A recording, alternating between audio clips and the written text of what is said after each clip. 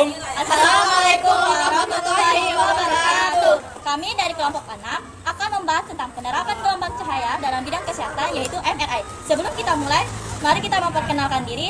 Pertama dari saya, perkenalkan nama saya Afifah Jawaru.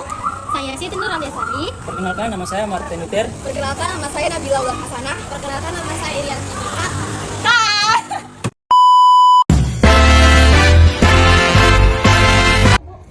Pernahkah kalian melihat alat di rumah sakit yang berbentuk seperti tabung besar, yang dimana pasien harus dibaringkan terlebih dahulu lalu diperiksa kondisinya? Nah, alat itu bernama MRI.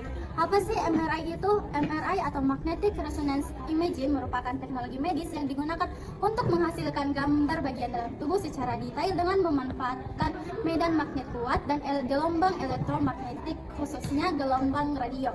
Secara sederhana, MRI adalah alat pemindai tubuh yang membantu dokter melihat kondisi organ dalam tanpa harus melakukan pemindaian. Fungsi utama MRI dalam medis. Pertama, sistem saraf pusat untuk mendeteksi tumor otak. Kedua, ada organ dalam untuk memeriksa detail kelainan pada hati. Dan yang terakhir, ada jantung dan pembuluh darah untuk menilai struktur dan fungsi jantung. Bagaimana sih cara kerja MRI? Yang pertama yaitu menggunakan medan magnet yang kuat. Mesin MRI menghasilkan medan magnet yang sangat kuat. Tubuh kita sebagian besar terdiri dari air, dan air menghasilkan atom hidrogen. Medan magnet ini membuat atom-atom hidrogen di tubuh berbaris searah. Yang kedua, gelombang radio. Setelah itu, MRI mengirimkan gelombang radio ke tubuh. Gelombang ini mengganggu posisi atom hidrogen tadi sehingga mereka keluar dari posisi sejajarnya. Yang ketiga, kembali ke posisi semula. Saat gelombang radio dimatikan, atom hidrogen dikembalikan ke posisi semula. Dalam proses ini, mereka melepaskan energi. Dan yang keempat adalah pengambilan gambar. Energi yang dilepaskan dan ditangkap oleh sensor MRI, lalu ditangkap oleh komputer dan menghasilkan gambar sedetail mungkin, seperti otak, otot, dan tulang. Yang pertama, medan kuat. Di sini konsep fisikanya ada medan magnet, momen magnetik, spin, dan superkonduktivitas. Medan magnet kuat dari magnet superkonduktor menyelaraskan proton karena proton memiliki spin dan momen magnetik. Superkonduktivitas memungkinkan arus besar tanpa hambatan untuk menghasilkan medan magnet sangat kuat. Yang kedua, gelombang radio. Di sini konsep fisikanya ada gelombang elektromagnetik, resonansi, dan frekuensi lamor.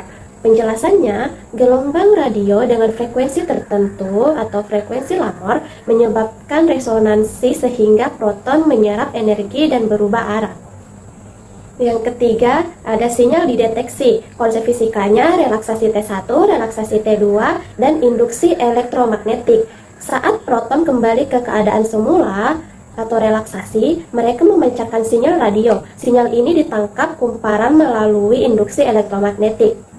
Yang keempat, pencitraan komputer. Di sini konsep fisika dan matematika. Yang pertama, transformasi Fourier dan pemrosesan sinyal. Sinyal yang ditangkap diubah dari domain frekuensi ke gambar spesial menggunakan transformasi Fourier. Perbedaan T1 dan T2 antar jaringan menghasilkan kontras gambar.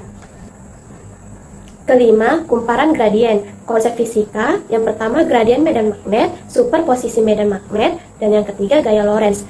Gradien medan magnet memungkinkan penentuan posisi sinyal. Suara ketukan berasal dari gaya Lorentz yang menyebabkan getaran kumparan saat arus berubah cepat. Ringkasan intinya, seluruh proses MRI sebenarnya merupakan kombinasi dari yang pertama fisika kuantum, spin dan proton. Yang kedua, elektromagnetisme, medan magnet, gelombang radio, dan induksi. Yang ketiga, fisika gelombang, resonansi. Yang keempat, matematika, transformasi Fourier.